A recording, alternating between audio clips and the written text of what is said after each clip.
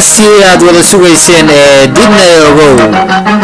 waa codkii hobolladii waa bari oo aad mar walba kala socon jirteen barnaamijyadii dhiirigelinta ahaa ee xilligii dowladdii kacaanka Soomaaliyeed ee uu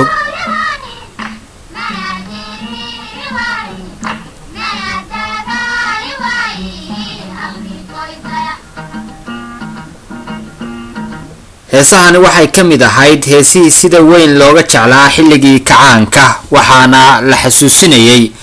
in ay jiraan wadamo Afrikaan ah oo si weyn ugu xoog badan inay dagaalaan waxaa looga soo horjeeday guumeystii caddaa oo kala qaybiyay wadamada Afrika oo dhan waxaana la tusayay awoodda ay leedahay Afrika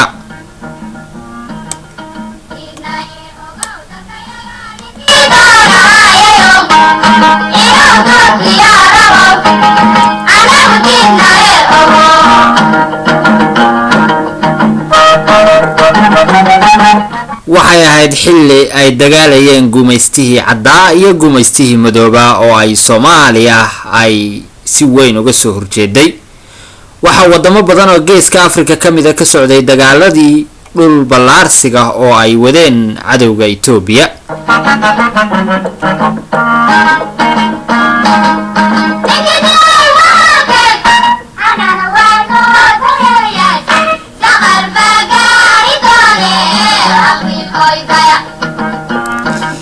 waxay ahayd xilli la xasuusinayay wadamada Afrika in Soomaaliya ay abya ka tahay wadamada dariska ah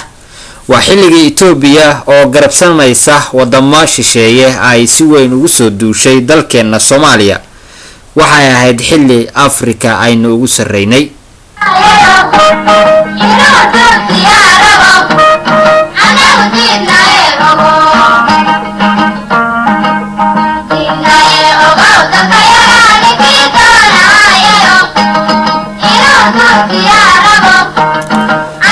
waxay ahayd xilli fariin cad loo dirayay guumeystii Itoobiya iyo kuwii ku raacsanaa guumeysiga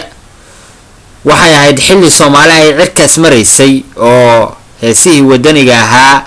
iyo ciidanka Soomaaliyeed ay isgarabsanayeen waxay ahayd xilli ay cod lahayd hooyada Soomaaliyeed oo sida weyn ugu taamaysay inay aragto shantii Soomaaliyeed oo dib u soo laabatay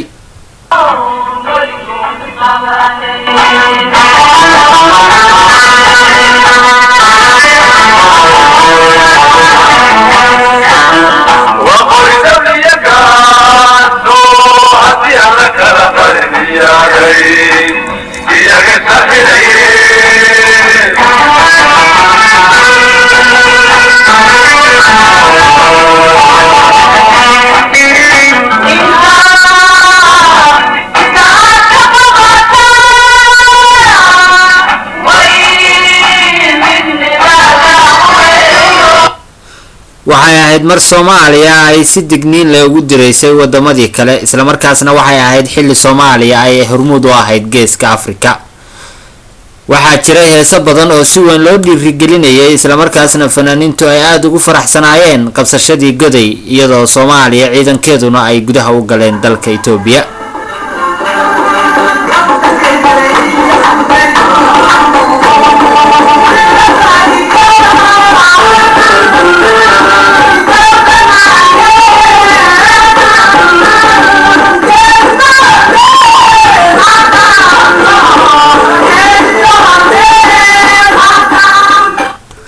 waxay ahayd mar Soomaaliya ay u bareertay geerida waxay ahayd mar uusan jirin qabiilka hadda jira waxaana Soomaaliya filaysay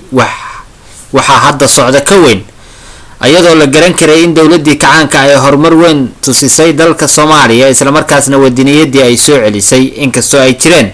qaladaadyo badan oo uu kacaanku lahaa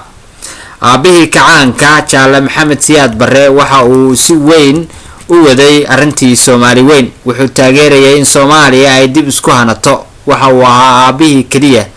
oo Soomaaliya aad moodid inuu si weyn ugu dhiirigeliyay inay dib u hanato dalkii ka maqnaa waxay Soomaalidu ahayd mid aan ka baqin xabadda waxay u bareeri jirtay dhiiga ayagoo ka dibna si loo wada arkayo wadamada caalamka u tusan jirtay in Soomaalidu tahay mid ka qaadato sidii looga kaafahmi lahaa oo dalku uu isaga filan lahaa rinjigii dalku uu dibadda u ka keensan lahaa isla marhaantaasina xagga ganacsiga qayb weyn ay uga qaadan lahayd madaxweynaha waxaa halkaasi si diiran ugu soo dhaweeyey dadweynaha ku dhaqan xaafadaha u dhow. waxay Soomaaliya ku tilaabsatay horumar aad u weyn oo dhanka ganacsiga ah iyadoo aad moodid in xilligaas Soomaalidii jirtay iyo kuwa hadda jira ay u dhaxayso farqi aad u weyn. boqolkiiba boqol Soomaalidu waxay ahayd kuwii dalalka caalamka tusiyay waxa ay Soomaali tahay. Soomaalidii xilligaas jirtay waxay boqolkiiba boqol ku xisaabtami jirtay inay adduunka hormuud u noqoto.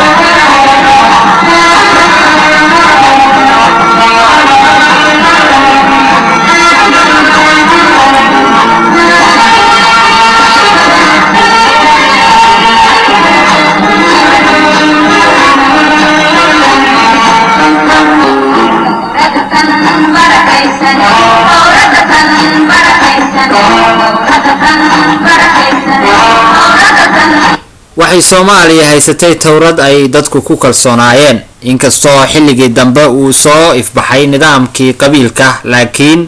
waxaa la sheegaa in towradu ay ahayd mid si weyn Soomaaliya wadaniyad ugu abuurtay. waa dawladda kaliya ayay Soomaalidu dhahdaa oo aan xusuusteeda marna la ilaabi karin waxqabadkii ay samaysana ay weli sii muuqdaan. Soomaaliya waxay ku tilaabsatay horumar aad u weyn. ilaahay jannadii ha geeyee Soomaaliya maxamed siyaad barre ka sokow cidina wax ma u tarin.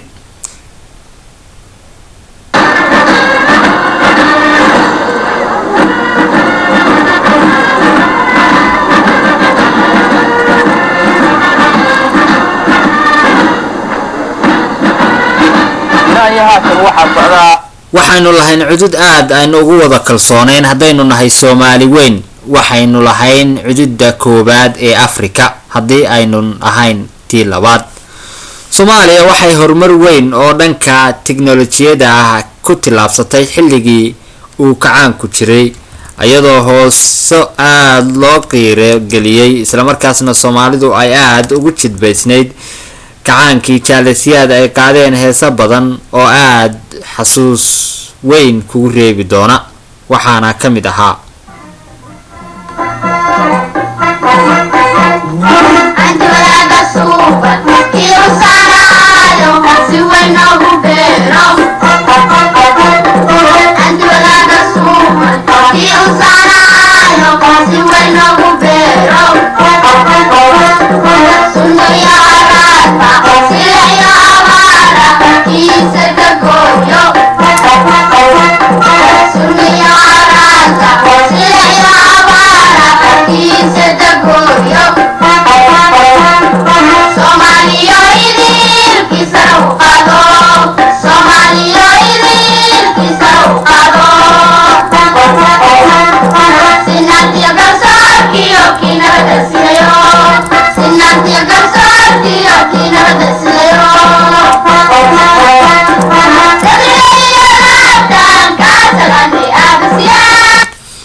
waxay ahayd xilli Soomaalidu ay aad ugu heelanayd kacaankii Allah u naxariistay jaalasiyaad. dagaalama jirin Soomaaliduna waxay ahayd mid aad iyo aad isku kalsoon. waxaa yaraa dhibaatada xilligaas Soomaali haysatay laakiin waxaa ka dambeeyay dagaal la isku hoobtay. Soomaalidu waxay isku dishay reer waxay isku dooxday jifo waxaana soo kala dhex galay dhibaato aad u weyn.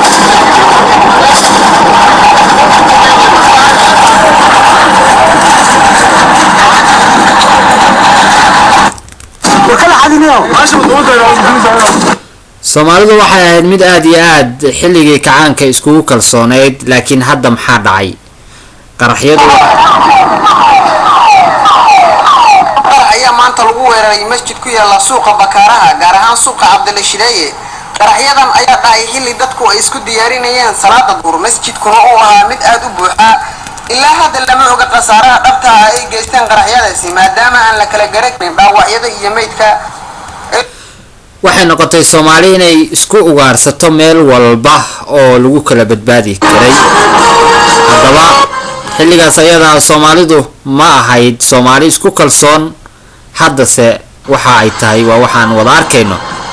masaajidyadii guryihii martidii hooyadii wiilkii yaraa cidna lagama tegin waxaad dareemaysaa inay soomaalidu xilligii jaalasiyaad ay ahayd kuwo xishood uu ku jiro laakiin maxaa uu yiri marka uu tagayay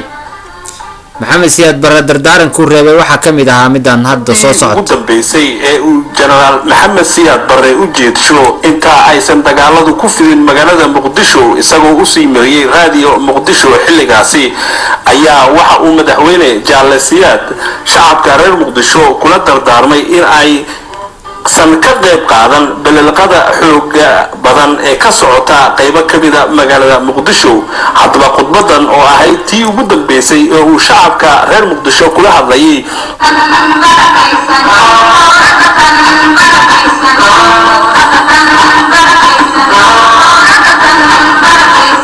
badano wax ma tare waxaan ku soo celinayaa qodobadii ayaan wada naqriyay waxaan uga jeedo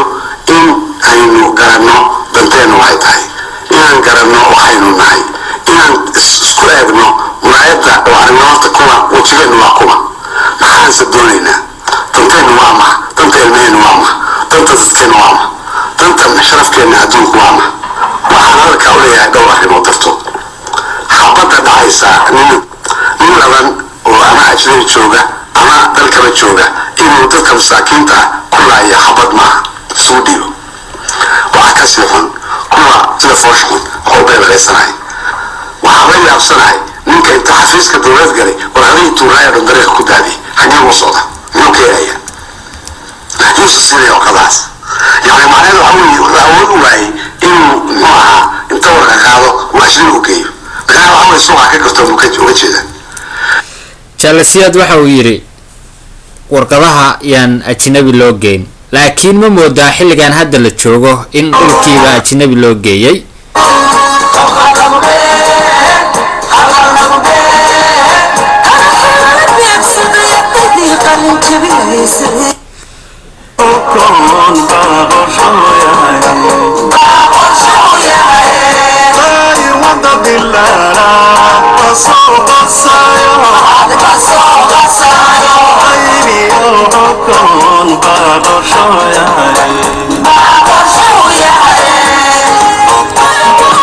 soomaaliyay waa nala qaybsadee maxaad filaysaan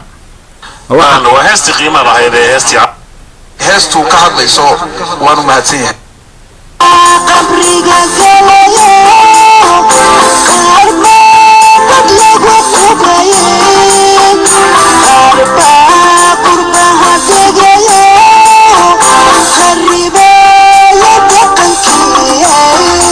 haddaba calankii soomaaliyeed ee xilligaad ogeyd loo heesi jiray hadda xaaladiisu waase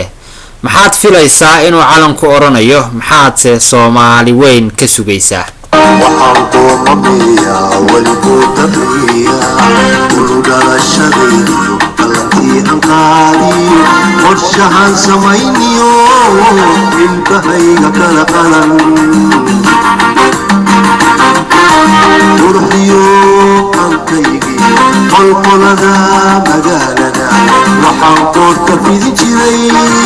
madiigaha ku qaydnaa qarin jiray daruuraha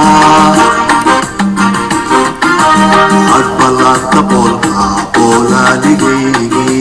dibinto qaniiniyo maqaaxootibay xigay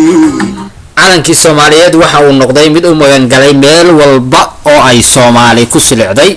waxa uu yaallaa xeryaha qaxootiga waxa uu yaallaa wadamadii soomaaliya ay necbaayeen waxa uu yaallaa wadan walba oo adduunka dacladiisa ah calankii waxaa laga feerfuray calamo intii ka badan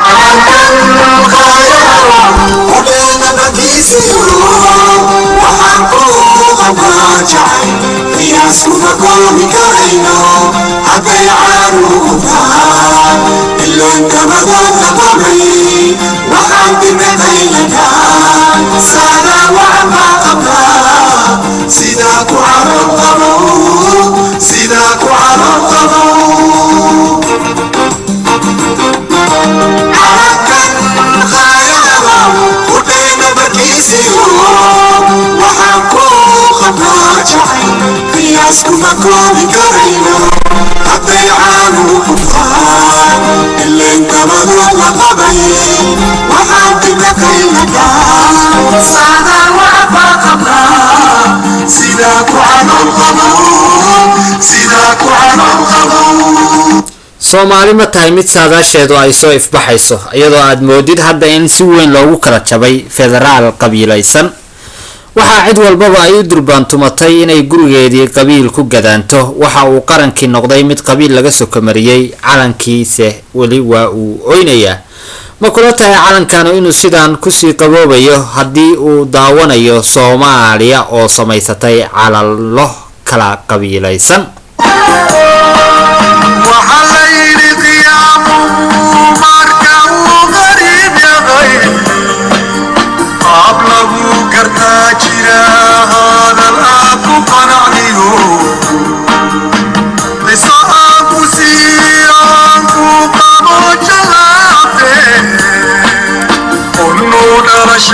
shadaadini mankii ku qaabilay qalbigooda kuu furay widiga kuu qubay kuu qaaday heesaha qof adduunka nool yahay sidaan uma qatalanteen qaawanaan ma mudateen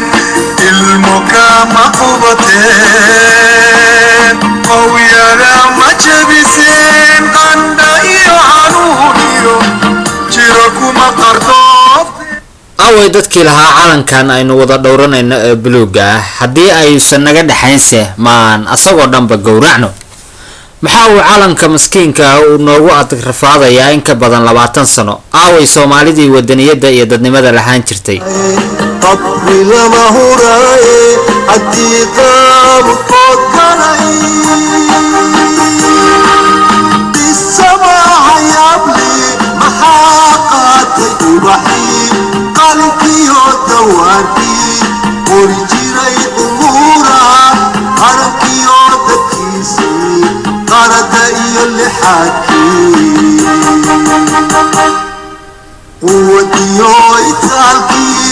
laygu wada qadari jiray qowmiyadda jacaylkii qarshe iyo dhibkiisii qasiidooyinkoodii qowlkii calyaygii timaadee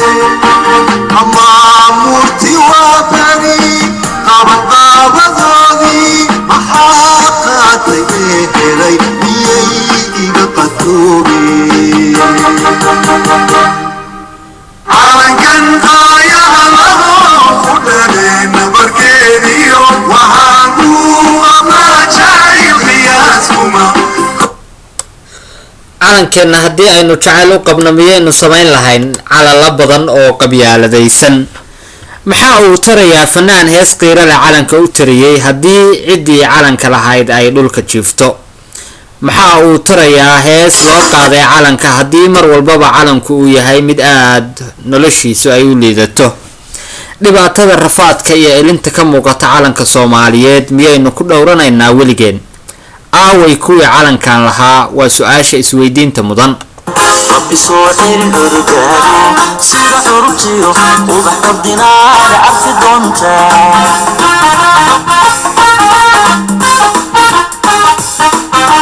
calanyaho buluuge xidigtaa cadaankii dhexda kaga cabdirantee isigii xorriyadee lixdankii ku cambaxo insha allahu marbaad curano rabbi soo celin urgaado sida ururtiyo ubax ordinaada cabsi doonta calan ay la tartamayaan calalo kale miyaa horumar gaara maxaa ku dhacay soomaali weyn waa anagii mid ka ahayne maxaa ina helay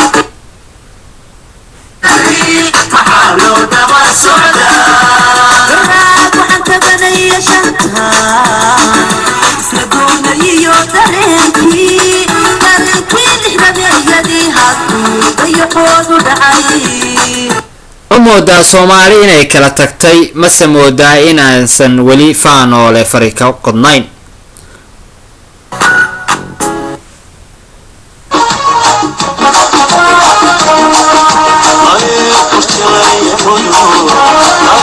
وعامل سوء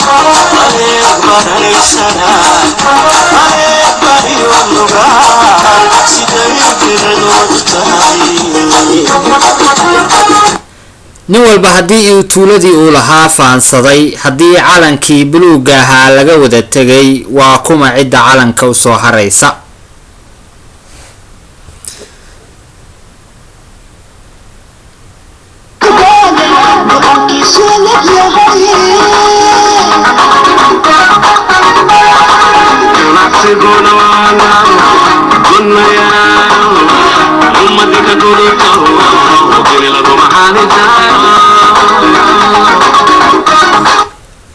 maamul walba oo tuulo ka dhisanay waxa uu sheegtay calan u gaara waxa uu samaystay maamul gaara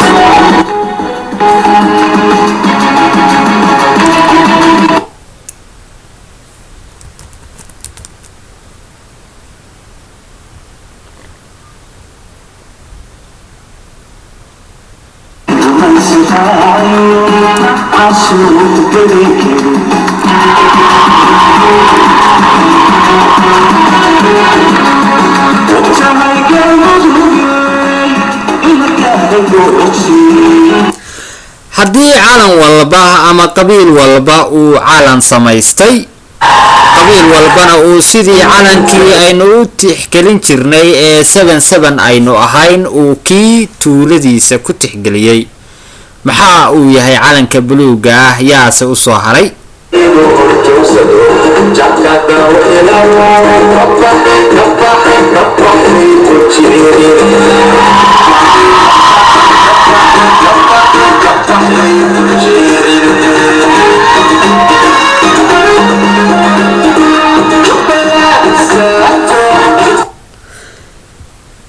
waxaad moodaa in calankii uu ka soo idlaaday Somaliland qolada la baxday maamulka Puntland galmudug gobolada dhexe hiiraan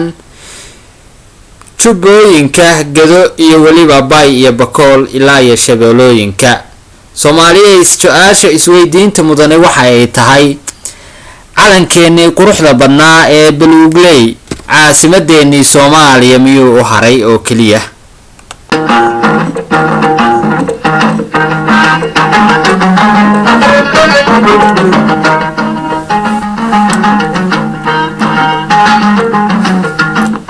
waa heestii aad wada sugayseen ee dibna ogow